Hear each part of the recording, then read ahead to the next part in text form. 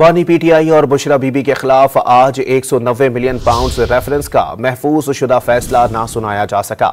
इस्लामाबाद की एहतसाब अदालत 190 मिलियन पाउंड रेफरेंस का फैसला 6 जनवरी को सुनाएगी।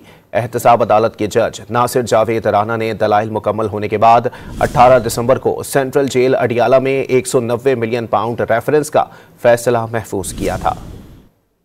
बानी पीटीआई और बुशरा बीबी के खिलाफ आज 190 मिलियन पाउंड रेफरेंस का महफूज शुदा फैसला ना सुनाया जा सका। इस्लामाबाद की एहतसाब अदालत 190 मिलियन पाउंड रेफरेंस का फैसला 6 जनवरी को सुनाएगी। एहतसाब अदालत के जज नासिर जावेद राना ने दलाइल मुकम्मल होने के बाद 18 दिसंबर को सेंट्रल जेल अडियाला में 190 मिलियन पाउंड रेफरेंस का फैसला महफूज किया था। बानी पीटीआई और बुशरा बीबी के खिलाफ आज 190 मिलियन पाउंड रेफरेंस का महफूज शुदा फैसला ना सुनाया जा सका। इस्लामाबाद की एहतसाब अदालत 190 मिलियन पाउंड रेफरेंस का फैसला 6 जनवरी को सुनाएगी।